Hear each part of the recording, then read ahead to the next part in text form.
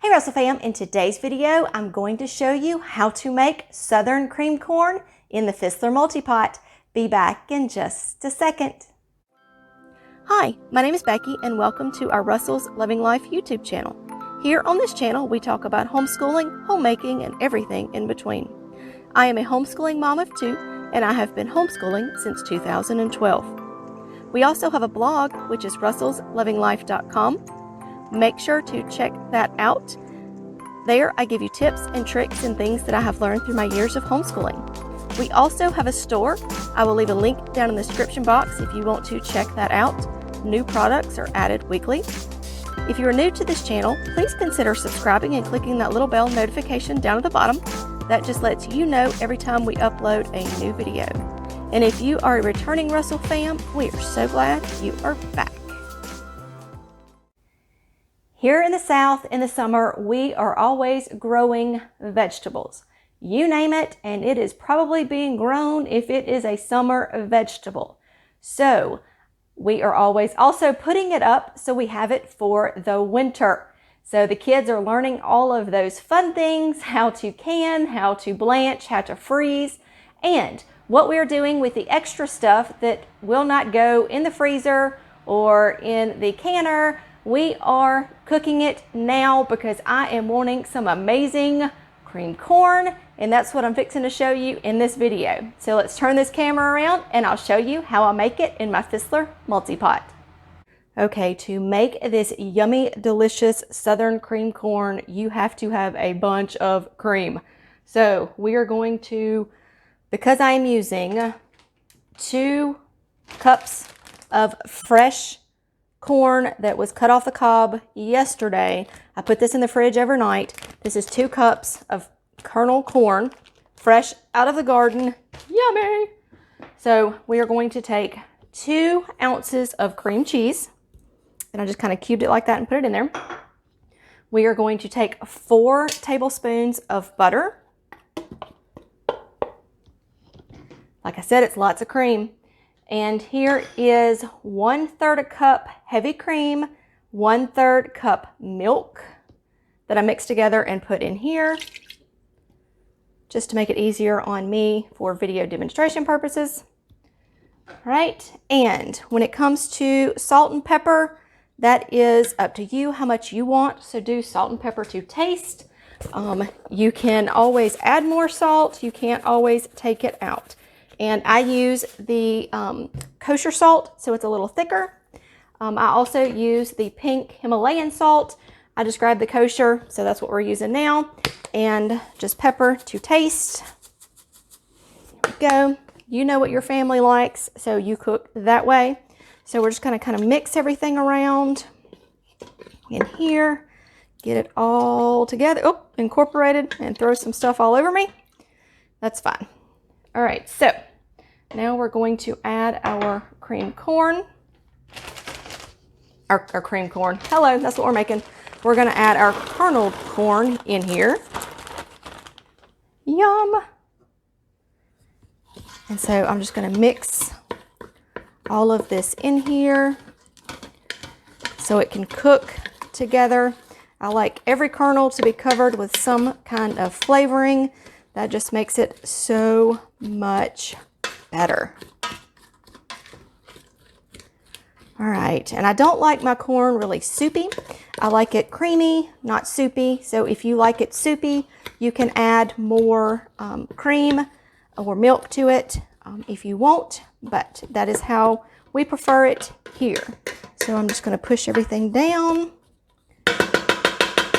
get all the goodness off of the spoon. Don't want to miss a drop of that. So now, all right, we are going to put it in our Fissler Multi Pot, and we are going to lock it so it is locked down. It is not going anywhere. So we're going to set this to seal. And if you have any questions about how to use the Fissler Multi Pot, check the video I'll leave up in the iCard. I love it, and want to show y'all step-by-step different ways on how to use things, and that video will help you so much. So if you are used to the Instapot, There is a pressure cooker button. I think I've never had one. I don't have one of those with the Fissler, so I use the rice button. It does the same thing as the pressure cooking. Let me scoot the camera back a little bit and down. Sorry about that. I'm trying to get it so you can see everything. Okay, you have to press a button to make it come on. You can press any button. It's not doing anything. You just press a button so the lights come on. All right, here is our rice button. And you want to put it on 3 minutes. It's going to automatically pop up to 12. So you just push it down to 3. And it is going to sit here, and that's going to spin while pressure is building up. And once it gets to pressure, it will start counting down, and it will beep when it is done, and I'll be back to show you what it looks like. You can see we are up to pressure because the P is right there, and it is counting down, and we have 1 minute left. And so I just wanted you to see what it's going to do once that minute is up, how everything is done.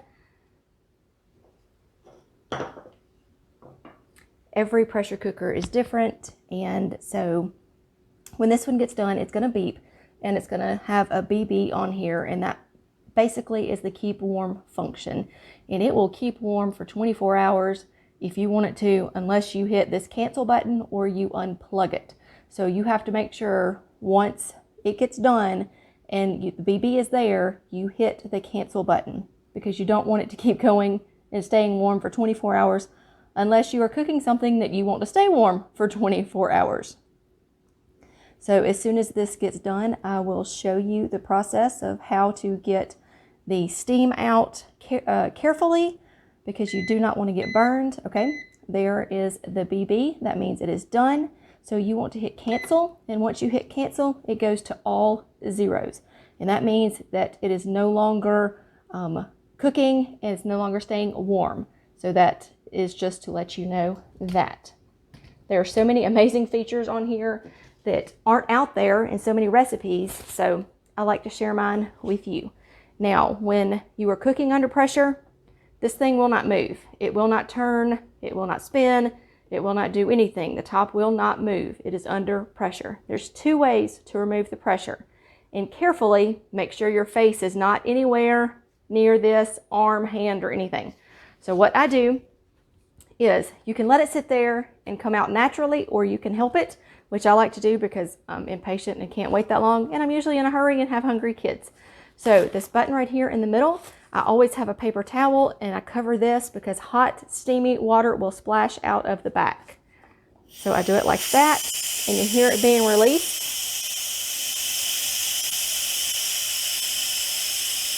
Or the second way you can do it is, if you wanted to do it in a hurry, is you take a spoon or something that is not your hand, and it's in seal, and you want to push it to release. And be careful, make sure nothing's near it, because hot steam is fixing to come out.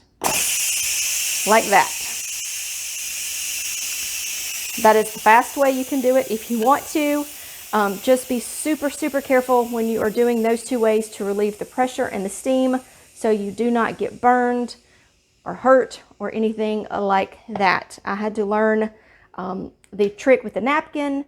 You just heard a click. That was where we could move this back. But I had to learn the napkin trick because I just had my hand up here sideways away from all this, and then water came up and hit me. So the napkin trick is a must when you are relieving pressure. Okay, so it is clicked. It'll let me twist it now. See, earlier I couldn't twist. So now we're going to put it over here. There again, hot steam is going to come up. So there is a little hook right here on the side that you can leave your top on.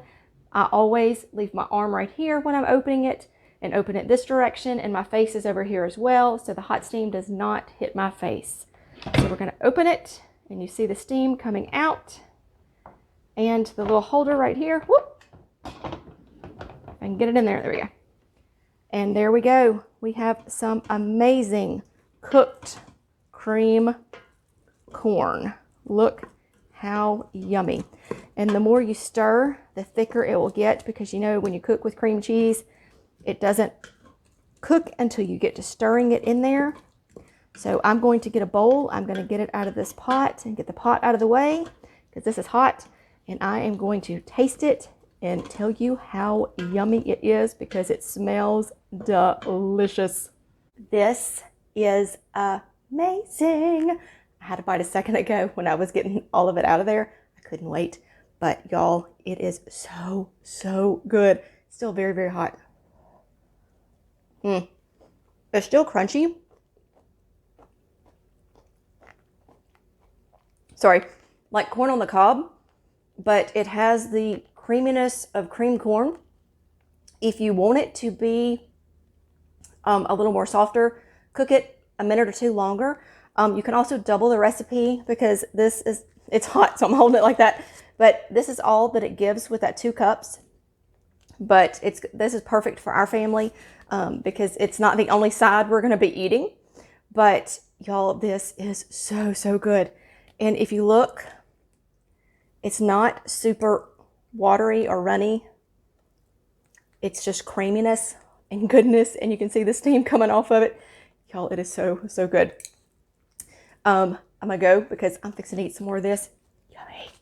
But if you have any Fissler recipes, drop them down in the comments. There's not that many out there, and I love seeing Fissler recipes and learning how to use the Fissler.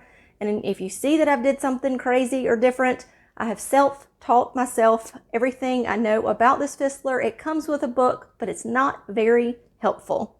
So make sure to check out all of the Fissler videos. I will leave a playlist up here above. I hope you have found this video to be informative and to be useful. Make sure to check out some of my other Fissler videos. I will leave a link to the playlist down in the description box, as well as some at the end of this video. As always, remember to be kind, be careful, be considerate, and have a great day. Bye.